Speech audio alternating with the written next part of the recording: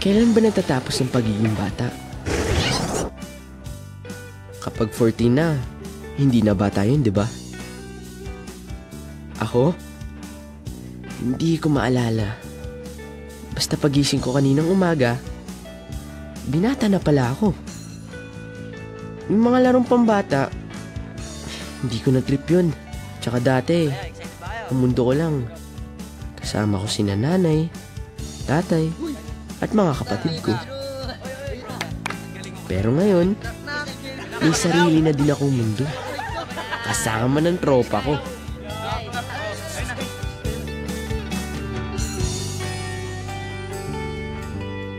At syempre, hindi may iwasan, ang tropa ko, meron ding nagagawang kalokohan. Pero pinipigilan ko sila. Ano ba yan? Pare, men. Tara na kasi, baka mahuli pa tayo. Ano ba yan? Ano ka pa naduduwag? Pare, 14 ka na. Happy birthday! Pag tayo nahuli.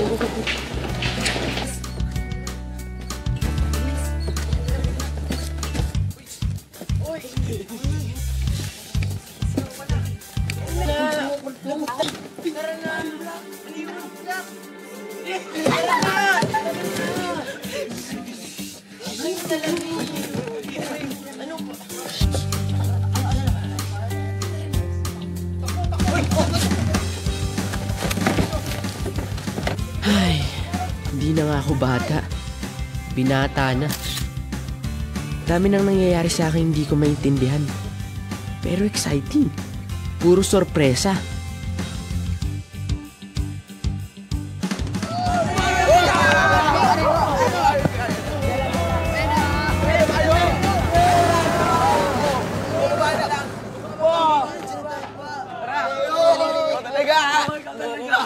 Ang gulo niya. Tara na. Uy, ano ba? Tara na. Tara na. Huwag kayong Ano? magulo. Tara na. Ito na, ito. O, tara na. Huwag ka maingay. Oo, ang karat mo. Surprise! Uy! Surprise! Akala ko nakalimutan na nila eh. Alam nyo ba? Yan ang favorite word ng nanay ko. Surprise! Kasi na-surprise daw siya nung dumating ako sa buhay niya. Boyfriend lang kasi ni nanay ang tatay ko nung nabuo ako. Iniwan kami ni tatay. At si nanay lang ang nag-alaga sa akin. Gusto kitang tulungan, Nay. Birthday na birthday mo, di ba? Dapat sa'yo, nagpa-party. Party, Nay? May surprise ako sa'yo. Talaga po? Nung 8th birthday ko, na-surprise talaga ako kay nanay. Nang ipakilala niya sa akin na magiging bago kong tatay. Okay naman yung bago kong tatay. Kaso stricto. Sabi ni nanay, dinidisiplina daw ako ni tatay dahil mahal niya ako. Pero mula nung dumating siya, ang dami ng bawal. Lagi na lang akong mali. Akala ko pa naman, nung nagkaroon na sila ng sarili nilang anak, di na ako masyadong sisitahin ni tatay. Pero mali ako. Nung 10th birthday ko naman, may panibagong surprise na dumating sa buhay ko. Nagbakasyon sa Pilipinas yung kaibigan ni tatay, kasama yung pamilya niya. At ang anak nila, si Camille. Siya yung unang naging best friend ko. Kaso, nagbabakasyon lang ang pamilya ni Camille dito. Pero taon-taon naman umuwi sila. Kaya di naputol ang pagiging mag-best friends namin. Eh Camille, kailan ka ba uwi dito? Malapit na, Prince. Huwag ka na mainip. Camille, are you done with your homework? Yes, ma. Sige to, Prince. Log off na ako, ha? O sige hintayin kita, princess ha? Uy, princess! Princess! Wala lang. Naalangan na akong tinatawag niya akong prince. Hindi na naman kasi kami bata eh. Kasi nga, yun, may crush na nga ako. Dumating siya sa buhay ko nung 13th birthday ko. Surprise! First time akong tinamaan. Kay Vanessa.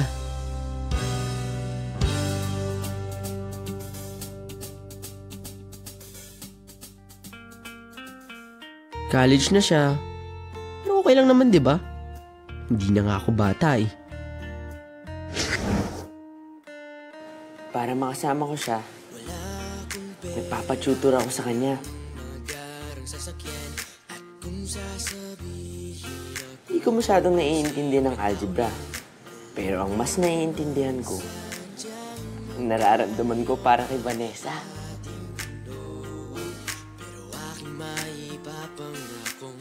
Ngayon ko lang naramdaman ng ganito.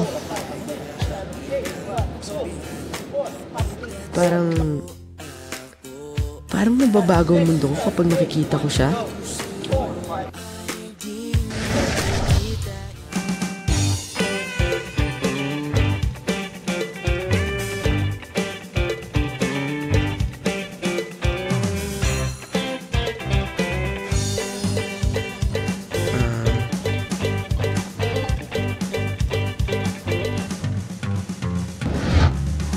Uy, kuya!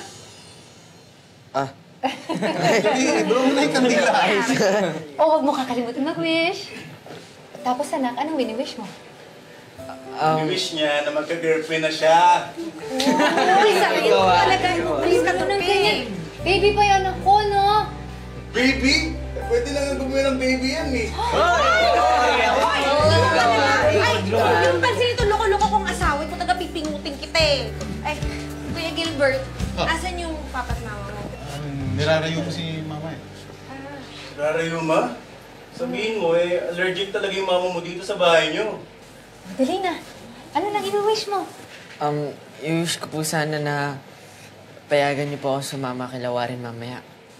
Ngayong 14th birthday ko, ano naman kaya ang darating na surprise sa buhay ko?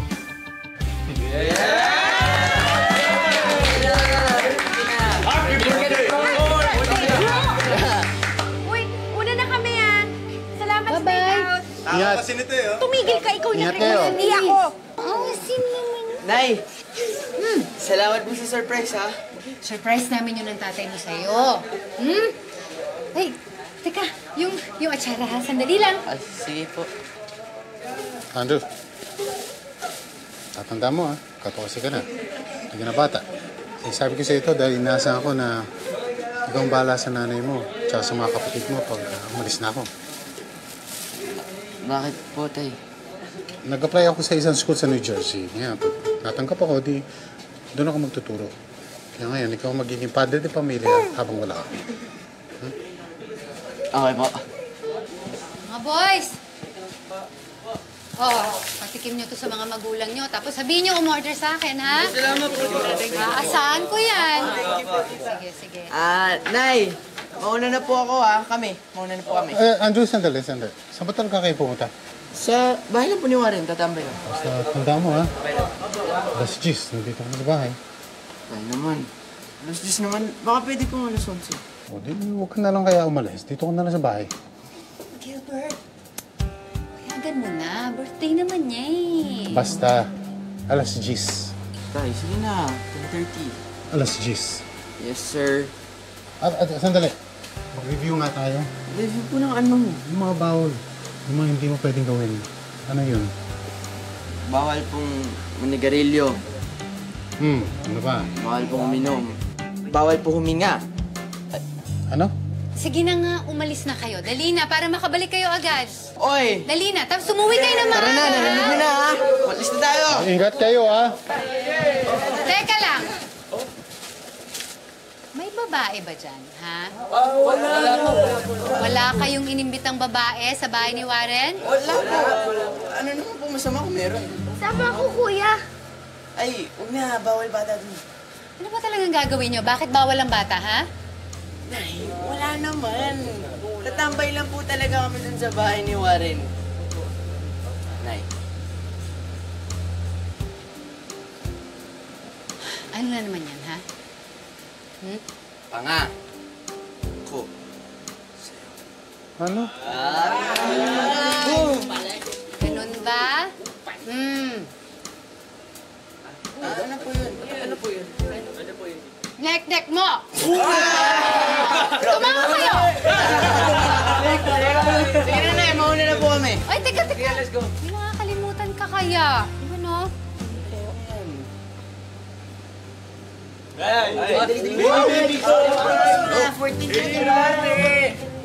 Ano?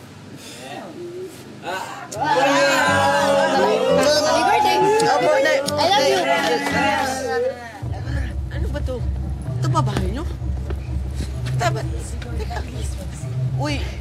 Hindi niyo naman to bahay ah. Sabi mo pupunta tayo sa bahay niyo, Warren. Ikaw yata nahawa sa tatay mo eh. Huwag mo sabihin, atras ka pa. Oo. Pre, masaya to. 14 ka na, ikaw na lang hinihintay namin makasama dito. Oh. Eh, hindi naman to yung paalam ko sa bahay. Hindi Uuwi naman na. nila malalaman eh. Kaya na. Papapasukin ba tayo dito? Siyempre. Suot mo to. Hindi tayo. Aileen.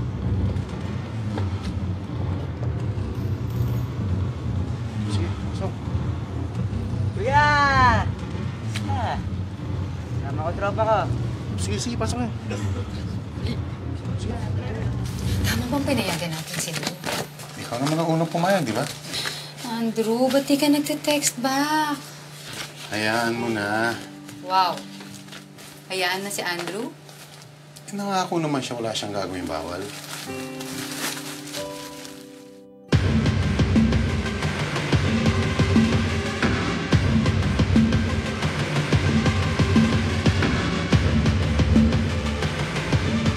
Hey, beautiful!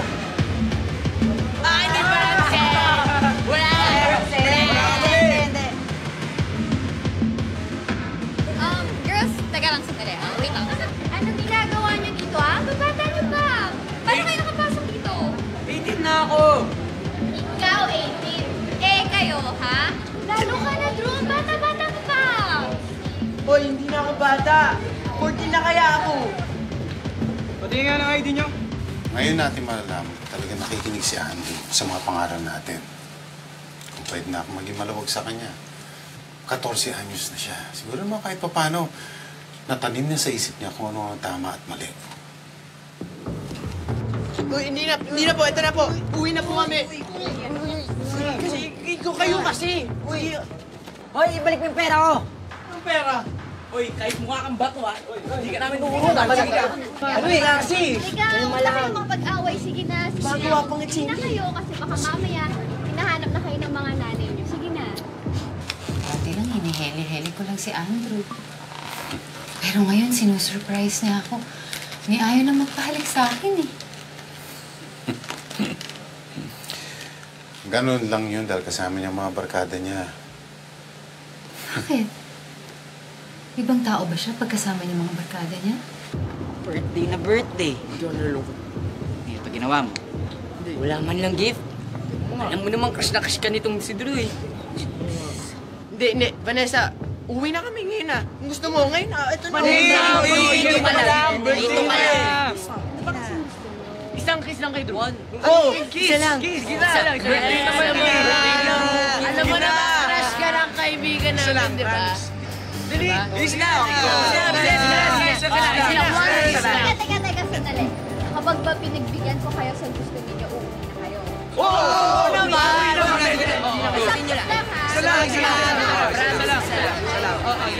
Pasi mo. Ito lang ha. Dali na. Oo na. Sige na. Ako na. Ito na.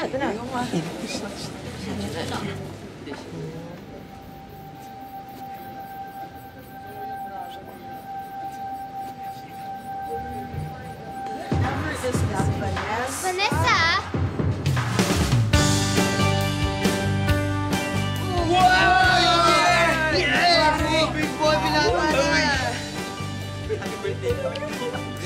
Big boy, binata na.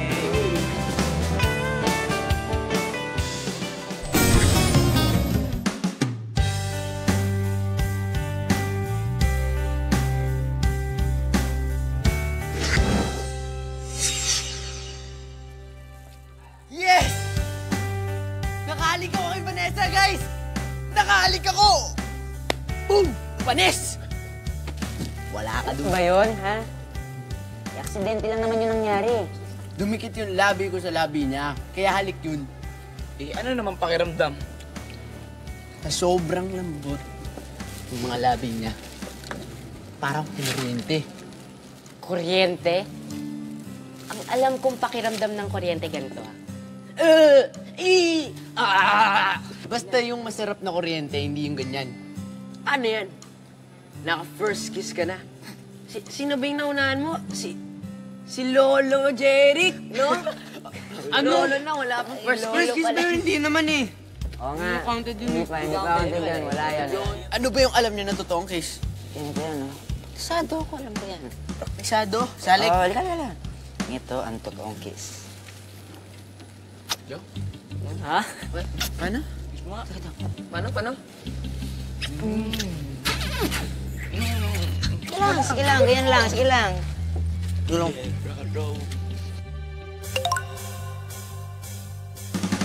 Tatay! Nasonsi na pala. Di ba may usapan tayo? Anong oras na?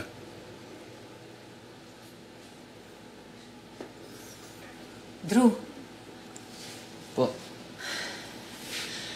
ikaw, hindi porke birthday mo, pwede ka nang maging pasaway, ha? Sorry na po, Nay. Masarap mo talagang batukan eh. Sige na, umakyat ka na sa kwarto mo. Good night po. Teka, hindi ka nga dito. Hindi ka dito. Po. Paamoy. Nay, hindi naman ako minum eh. Basta paamoy. Hindi ka na. Nay! Bakit amoy pabango ka ng babae? Ha?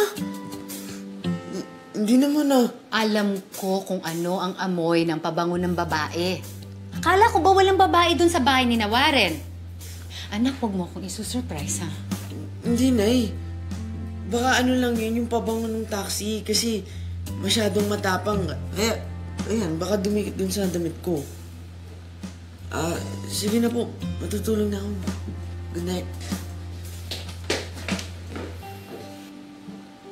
Okay lang naman yung paminsan-minsang gimmick, hindi ba? Okay pa rin sa'yo. Pag may babae na, ayan na. Doon na ako kakabahan. Alam mo naman yung nangyari sa akin dati. Nagkamali ako ng desisyon. Ayoko lang na mangyari yun kay Andrew. Ling. Nandito ako. Magkasama natin gagabayan si Andrew. Ling, ano nang gagawin ko pag natuloy ka sa New Jersey? Ako nga nang naisip na magtrabaho din para sa kinabukasan ng mga anak natin eh. Dalawa na pinag-aaral natin. Sinabi ko naman kasi sa'yo, payagan mo na ako magtrabaho, yung full-time. Pwede naman ako magkahera o kaya sales lady. Paano yung mga bata? Magagawa niyo ng paraan. Hindi, mas kailangan ka ng mga bata dito sa bahay. Kailangan ka rin nila. Ang kailangan kong gawin, kumita na mas malaki.